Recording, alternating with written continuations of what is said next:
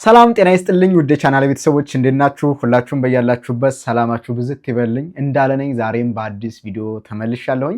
ቪዲዮዎቹ በጣም አሪፍ ናቸው። ከወዲሁ ላይክ በማድረግ ጀምሩት። ሐሳብና አስተያየታችሁን እንደዚሁም በኮሜንት ቦክስ ላይ እንድታስቀምጡልኝ አስቀድሜ ጠይቃለሁ። እስኪ ወደ መጀመሪያው ቪዲዮ ልሰዳችሁ። አሁን ነባ የሆነች ልጅ ብትመቸውና ቢወድ መቶ የሚነግርሽ ይመስልሻል? 100% ቁጭ ብለናል እንዴ ምን ሲጀነጅና በሪን በላት መለው እግዚአብሔርን ጭራሽ ማለት ነው። በቤቴ አብረን ነው እንደዚህ በላት እንደዚህ ቆንጆ ነሽ በላት ምናምን እላለሁ። ያው እና ስራ ላይ ራሱ አሁን እንደዚህ ቁጭ ቆሜ በቃ የምታምር ሴት ካየው አባቴ ልጅ ላንተ ሚስት ብትሆን ይላል። በእውነት እንደዛ ነው እና አይደብቀኝም። ይመጣል እንደዚህ ዛሬ እንደዚህ ነበርኩ ከጓደኞቼ ጋር እንዲ ነበርኩ አሳለፍኩ ብሎ ያወራል። አሁን ለምሳሌ አንዳንዴ ኢኮኖሚን ሲፈልግ ወጣ ማለት ሲፈልግም ያው ይሰጠዋል። ስለዚህ ያው ምንም ደባበቀው ነገር የለም እና በግልጽ አወራቸዋለሁኝ። እንደዚህ ነው በዚህ ሰዓት እንደዚህ ብታረጉ ለምሳሌ አሁን አዝናኗት ብዬ ስል ራሱ እንደ ድሮ መሰለሽ እንደማ በእናንተ ጊዜ ቀረ ይላሉ። ቁጭ ብለን ሶስቱም እንደዚህ ጩጬው ራሱ ነው አብረን የምናወራው። ሶስታችሁ ጋፓቸው ሰፊ ነው? እሱና የሱ ታናሽ 2 አመት ከምናምን ነው። ኦኬ አንደኛው ደግሞ ለ16 አመቱ ነው። 3 አመት ከ8 ወር ምናምን። ኦኬ የመጨረሻው ልጅ አሁን 16 አመቱ ነው። እውነት ትልልቅ ጎረምሳ ልጆች ነው ያደረሽ። ሶስቱም በሶስት ጋርድ ነው መንቀሳቀሰው። እውነት ነባስቲ ደግሞ ካንተ እንደ ታላቅ ወንድም ያው የወንድሞችንም ጭምር ወክለክ እነሱንም ምን አይነት እናት ናት? ስለ እማ ለማውራት እኔ እንጃ ቃላት የለንም። ያው እማ እንደ እናት ብቻ አይደለችም። ያው እኛ ሀገር እናት የተለመደችው ያው ሚዲያ ላይ አይወጡም ድብቅ እንዳሉ ነው። አሁን እናቴን እንደዚህ ይዤ ስወጣ በቃ ሁሉም ሰው አያምንም። የምር እናት ናት ወይ ነው። ግን ብዙ ስቃይ አልፋ ነው የመጣችው እናቴ። አሁን እዚህ ጋር በአንድ በሁለት ወር ያመጣ እንትና አይደለም። በጣም ብዙ ስቃይ ነው፣ ችግር፣ ሀዘን፣ መከራ ብዙ ነገር አሳልፋለች እናቴ። እኔ እንጃ ምን እንደምላት አለ። እስኪ በጣም ደስ ይላሉ እናትና ልጅ። በነገራችን ላይ በእናትና ልጅ መካከል ያለ ግንኙነት እንደዚህ በወላጅና በልጆች መካከል ያለ ግንኙነት ግልጽ ነው ሊሆን የሚገባው። ለዛ ነው አሁን ወላጆች ልጆቻቸውን ሲያሳድጉ በግልጽ ነገሮችን እየተወያዩቸው ከሄዱ የሚጠቅማቸውና የሚጎዳቸውን እየለዩ ይሄዳሉ። ኢቭን ማይንድ ሴታቸውን ከህፃንነታቸው ጀምሮ ሲሰሩት ወላጆች ልጆቻቸው በሚፈልጉበት መንገድ እንዲያድጉ ግልጽ ማድረግ አለባቸው። አሁን አይታችሁ ከሆነ አንዳንድ ወላጆች በጣም አግሬሲቭ የሆኑና ሴት ልጃቸው ወንድ ጋር እንዳትገናኝ በጣም ብቻ የሆነ አጥር ውስጥ ያስገባቸዋል። ሰው እየተደበቁ የማይፈልጉትን ነገር ያደርጋሉ። እንደዛ ከማድረግ በግልጽ መወያየት፣ ለምሳሌ ፍቅር ሀፕን ሲያደርግ የሚጠቅምና የማይጠቅም የሆነ ውሳኔዎች እንዳይወሰኑ ከወላጅ ጋር ያለ ዲስከሽን ሴቭ ያደርጋል። መጥፎ ውሳኔ ከመወሰን ቶክሲክ ሪሌሽንሽፕ ውስጥ እንዳንገባ ብዙ ነገርና በግልጽ መወያየት በጣም ደስ ይላል። ተመችቶኛል። ስሙኝማ የቀረው ይቀራታል እንጂ እኔ ለልጄ ትራፊን አልሰጠውም። ከጸባይ ትራፊ፣ ከጉልበቴ ትራፊ፣ ከኢነርጂ ትራፊ፣ ለዓለም ለሰው ለሁሉ ነገር ሰጥቼ ከዛው የተረፈኝን ለቃቅሜ ትርፍራፊን አይደለም ለልጄ የምሰጠው። ዋናውን ለሱ ሰጥቼው ነው የቀረውን ለዓለም የምሰጠው። በቃ ልጄ ከኔ አቦሌን ነው የሚያገኘው፣ እንደቡና አቦሉን ነው የሚጠጣው። በቃ ከባህሪ ለምሳሌ ብዙ ጊዜ ሰዎች ምን ያደርጋሉ ቤት ውስጥ በቃ አንተ እንዲያረክ ምናምን ከልጁ ጋር በቃ እስኪ ዞር በልልኝ ደዛ ሄደ ስራ ይዣለሁ ምናምን በቃ ፍራስትሬሽናችንን ሁሉ ልጅ ላይ እንወጣውና ከዛ ልክ ድንገት ወይ ዘመድ ቢደውል ወይ አሰሪ አለቃችን ቢደውል ወይ ምናምን ወዲያውኑ ተቀይረን መልካም ሰው ነን። በቃ እንዴት ነህ ልጆች እንዴት ናቸው ምናምን የራሳቸውን ልጆች እንኳን በስልክ ቢያሳዩን የእኛን ልጆች እንደዛ አበሳጭተን የእነዛ ልጆች ግን እናጫውታለን። ይሄንን ሁላ ልጆች ይታዘባሉ። ታዝበው ያድጉና መጨረሻ ላይ እነሱም እዛ እድሜ ላይ ሲደርሱ ቲኔጅ እድሜ ላይ ሲደርሱ ለጓደኞቻቸው አብረዋቸው ለሚውሉት ሰዎች ሁላ ናይስ ሲሆኑና እቤት ሲመጡ ግን እኛን ማዋሩን እኛም ላይ ፍራስትሬሽናቸውን የሚወጡ በቃ በራቸውን የሚዘጉ ማሚ ማውራት አልፈልግም የሚሉ ናቸው የሚሆኑት እና ለዛም ነው ብዙ ጊዜ በእኛ ማህበረሰብ ሰው ስላቀረብኩ እኮ ነው እንዴቴን አንተ ላይ የምወጣው ስላቀረብኩ እኮ ነው እንደዚህ ምናምን የምንለው። እንደዛ ስላደግን ነው። ሰዎች ባቀረቡን ቁጥር ዲስሪስፔክት ያደርጉናል። ያንን ስላለ ነው እና እኔ ልጄ ያንን እንዲማር ስለማልፈልግ ሁሉ ነገር ቤስቱን ነው የሚያገኘው። ሁሉ ለእኔ ማለት ነው። ለሌላ ልጅ የማጫውተው ቀድሜ ልጄ ነው የማጫውተው። ለማናጀሪ ናይስ መሆን ካለብኝ ለልጄ እጥፍ ነው ናይስ መሆኑ። ምክንያቱም ማናጀሪ ነገ ስራ በቀየር የት አገኘዋለሁ? ልጄ ግን የዘላለሜ ነው እና መጀመሪያ ከአመላችሁ፣ ከጉልበታችሁ፣ ከኢነርጂያችሁ፣ ከሁሉ ነገራችሁ አቦሉ ለልጆቻችሁ ስጧቸው። ከዛ በኋላ የተረፈው ለዓለም ይደርሳል። ይቀራል ደግሞ ለዓለም። አቦሉን ለልጃችሁ በትክክል ነው የተናገረችው። አንዳንድ ሰዎች ታውቃላችሁ የውጭ አልጋ የቤት ቀጋ የሚባሉ ለቤት የማይመቹ ወላጆች ግን ውጭ ላይ ደግሞ በጣም ጥሩ የሆኑ ሰዎች አሉ። ምን ለማለት ነው? ኢንቨስት መደረግ ካለበት ልጅ ላይ እንደዚህ አይነት ጥሩ ልጆች እንደወጡ ከካራክተራቸው ጀምሮ እኛ የምናሳይ የእኛን ኮፒ ነው የሚሆኑት። በነገራችን ላይ ልጆች የወላጆችን ኮፒ ነው የሚሆኑት። እናትና አባታቸውን እያዩ ያንን ነው ሪፍሌክት የሚያደርጉት። ሴት ልጅ እናቷን ትደግማለች፣ ወንድ ልጅ ደግሞ አባቱን ነው የሚደግመው። ስለዚህ እንዴት እንደሆነ ቤተሰብ አስተዳደግ በዚህ መልኩ ኢንቨስት ሊደረግ ይችላል ልጆች ላይ። ለምን መሰላቸው? አንዳንድ ቤተሰቦች ምን አይነት ችግር ያለባቸው መሰላቸው? ዳቦ ስለገዙላቸው፣ ወተት ስለገዙላቸው፣ ልብስ ስላለበሷቸው ያሳደግን ይመስላቸዋል። ግን በቃ ሜንታሊ በስነ ምግባርም ግብረ ገባው የሆኑ ልጆች እንዳድጉ ምንድነው መደረግ ያለበት?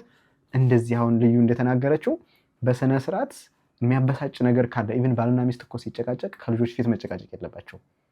ሰወር ብለው ጉዳያቸውን ተወያይተው መፍታት ነው እንጂ ከልጅ ፊት መጨቃጨቅ ትልቅ ችግር ያመጣል። ልጆች ላይ የሚፈጥረው ኢሜጅ በጣም መጥፎ ነው። እንዲቀላል የሚባል አይደለም እና አቦላቦሉ እንደ ልጆቻችን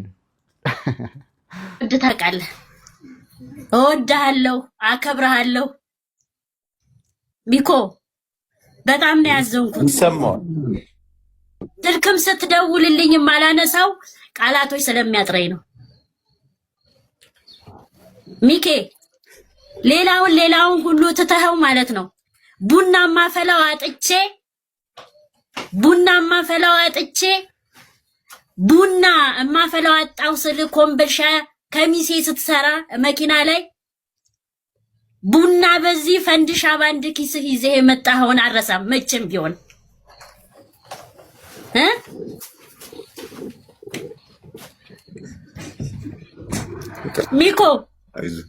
ሚኪ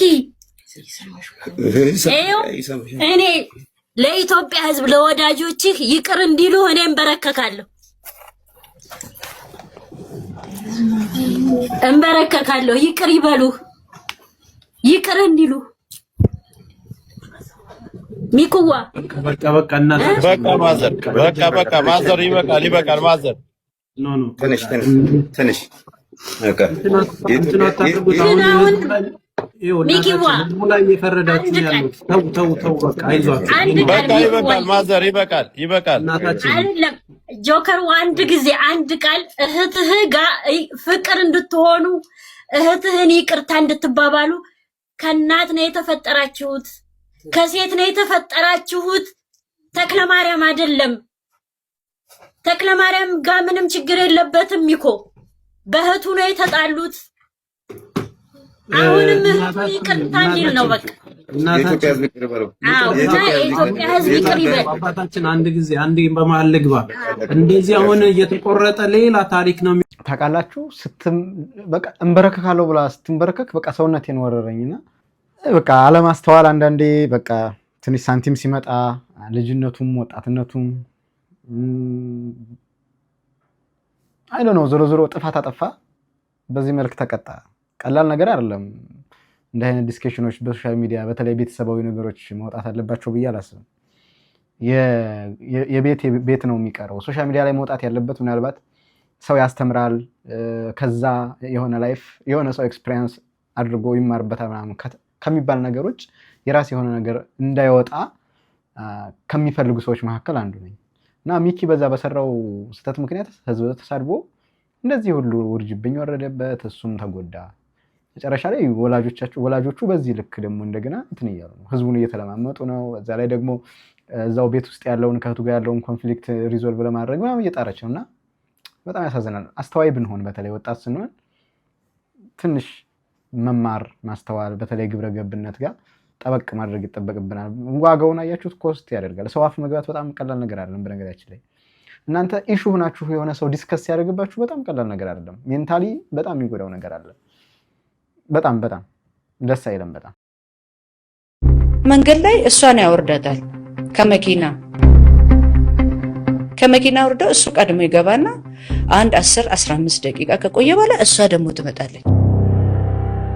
ምንድነው ባለቤትሽና እቺ ልጅ ምንሽ ናት ብሎ ጠየቁኝ።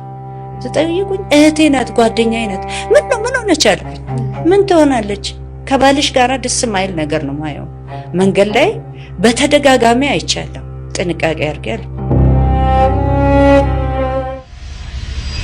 ከዛ ሻወር የምታጠበው ፍል ውሃ ነው እያለ ልብሱን አንድ እያለ ቁምሳጥኑን ባዶ አደረገ።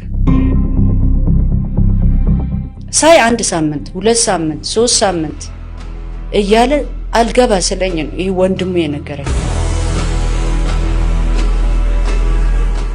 አንድ ላይ ነው የምኖሩት ከአንቺ ባለቤት ጋር? አዎ ከባለቤቴ ጋር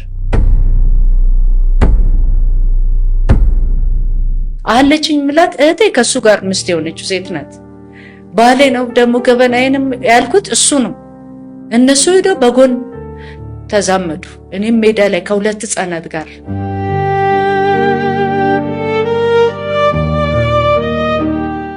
እኔ ሳገባ የኔ ሚዜ ናት። እሷ ቀለበት ስታስር እኔ እሷ ሚዜ ነበርኩኝ እና በቃ እሷ ጋር እንዴት እንደው በቃ ማመን አቃተኝ።